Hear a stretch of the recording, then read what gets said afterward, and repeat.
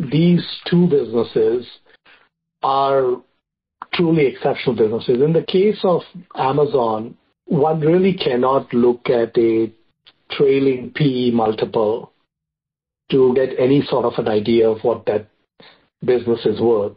Hi Team Value, JJ here. Welcome back. Well, following on from yesterday's video about Pabrai Wagons Fund, where I went through the changes, the new stocks in the portfolio. Today's the investors call, where we get to hear what he's got to say about the investments, about the fund, and there are some gems in there about the companies that he invested in. Today we're going to focus on Amazon and Microsoft, why he's bought them, why the allocation that they are. He goes through that because there are questions from investors. So it's a great insight into what he's thinking about investments and in these companies. So let's get into it. My question is regarding the positions in Amazon and Microsoft. One of the three principles of the fund is don't pay prices for great businesses. And I've heard you talk about businesses that are optically overvalued.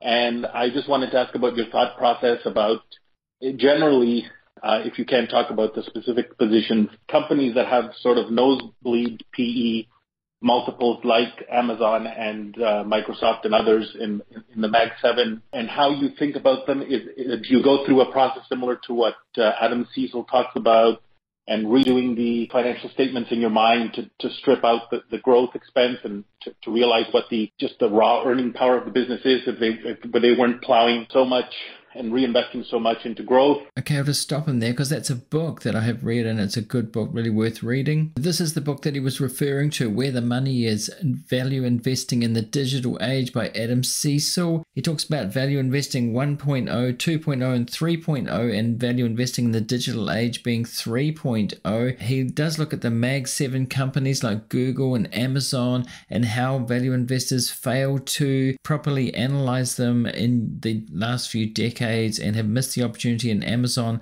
They were reinvesting so much. Very few value investors did recognize that.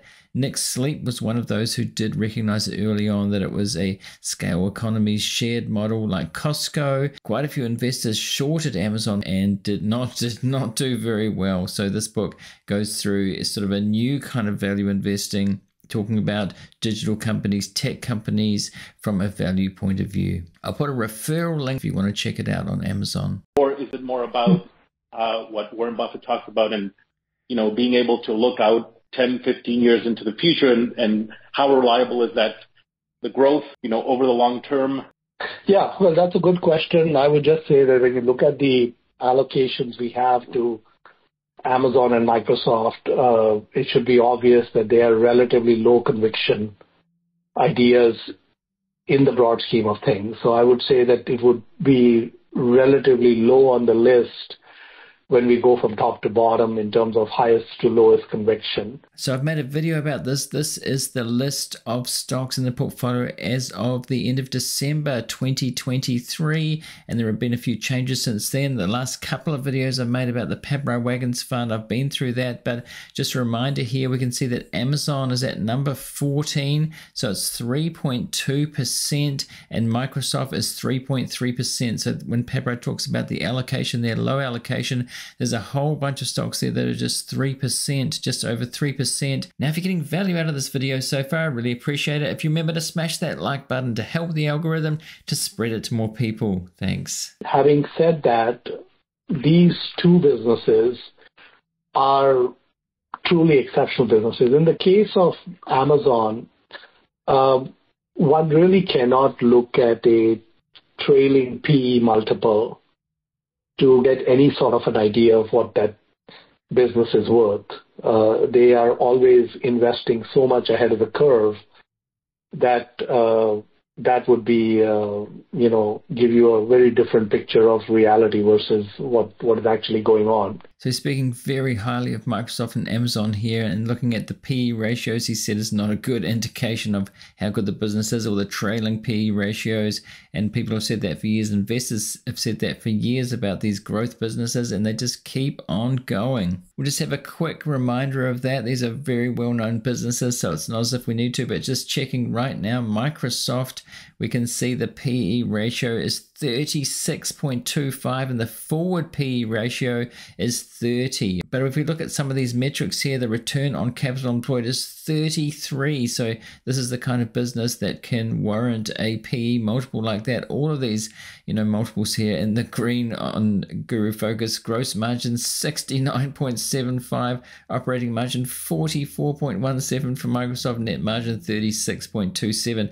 So these are really, really high metrics here that could warrant a higher PE ratio. And really that's what Pabrai is talking about here. It's such an exceptional business. And this is Amazon here. Again, if we go down to the PE ratio, which has pretty much always been high for Amazon, except for after the dot-com bubble, I'm sure it dropped pretty low, there in about 2002 or so, when it went through the 90% decline from the dot-com bubble. The PE ratio there is 61. And the forward PE is 41.96, which is pretty high, but pretty much all the way up, Amazon's been like this. And we can see that these numbers don't look so great as Microsoft, but the greatness of Amazon has been masked somewhat, over the years, the way that Jeff Bezos has run the company and reinvested heavily. As I said, the scale economies, shared nature of the business, like Costco, where they're giving back to the customer when they, save on costs and have cost savings, and they give it back to the customer to make things cheap. So it's a very sticky business from that point of view. Their moat was kind of hidden for a long time. Jeff Bezos building that AWS in the background, and they didn't break that out for a long time. They didn't talk about it much, and then that's come out to be a strong business. So it's the nature of these exceptional businesses, exceptional entrepreneur really, who can really pull off something that is extraordinary over the long term. And Bezos always said that he was building for the long term here. So some of these metrics can be deceptive. We have to go much deeper into the business and have a real think about what they're doing. The metrics don't always reveal what's happening inside the business. And in the case of Microsoft, I would say, if you excuse my language, they kind of have like diarrhea, in the sense that revenue in many cases is equal to net income. It just goes straight from revenue to net income, with almost nothing in the middle. So it's a very exceptional business in the sense that I think Microsoft is one of those almost indestructible franchises because of the recurring nature of their business and how deeply entrenched they are, and how more entrenched they're getting. So when we moved to software as a service, they went through a massive increase in earnings and cash flows. I mean, I just remember myself that if I would buy a, copy of Outlook or Office or something, I really wasn't interested in upgrading or going to the next version, even 5 or 7 years after I bought it. With the current situation, I just don't have a choice. I have to ante up every year.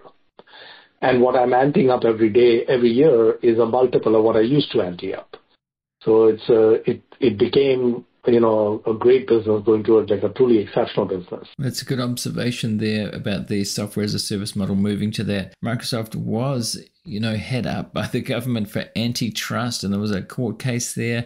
I'm old enough to remember that. So it was seen as a monopoly back then, and then it went through years of sort of the share price anyway going nowhere. And Mohnish Pabrai's talked about this many times before. When he's talked, you said how excellent Microsoft as a business, but you can still pay too much for it. Microsoft was trading at a market cap of about 600 billion at the height of the dot-com bubble, and really took over a decade to get back to where it was. And of course, it's done very well. And what Pabrai is talking about here is that the change to the software as a service model. But even way back then, it's always been an exceptional business, at times trading too expensively, but Pabrai obviously thinking that recently, because he has bought this recently, not huge conviction, as he said, but an exceptional business. They've executed very well so far on the AI side, and I think that Satya is a very gifted leader.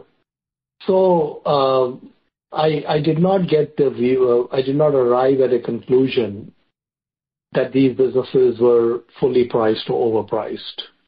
I also didn't arrive at the conclusion that they were screaming bargains, but I thought the truth lied somewhere in the middle. And so we took a relatively small position. And I think that if things show up on the radar that are more compelling, we will see whether it makes sense to switch out of them or not.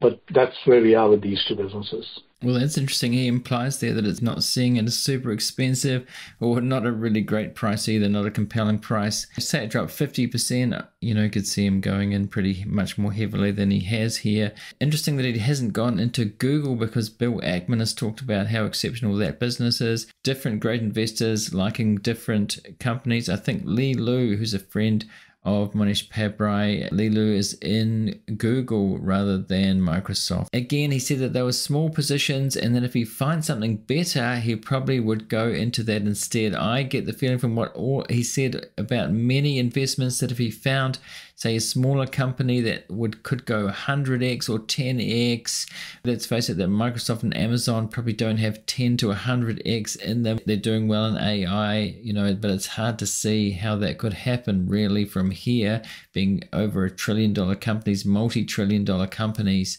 But if he found something that was extremely compelling, that was a long-term compounder, I could see that he might change into that, sell Amazon and Microsoft and go into something else. Now, Microsoft and Amazon aren't stocks that I own. I don't own any of the Mag 7 stocks like Pabrai. I'm really much more interested in smaller cap stocks and mid cap stocks because of this long runway for growth and good management teams and all the other things that we look for. And I talk about those things over on the Patreon community, the Art of Value Patreon. I'll put a link of that in the description if you want to check that out. Now, in the description, I'm going to put links to my previous Pabrai Wagons Fund videos if you haven't seen those already. And up here, if you're watching on YouTube, I'm going to put a link to the video that YouTube thinks that you in particular should watch next. So go and see any of those now if you want to. And thanks to everybody for watching or listening, whichever platform you're doing that on. And I'll see you in the next one.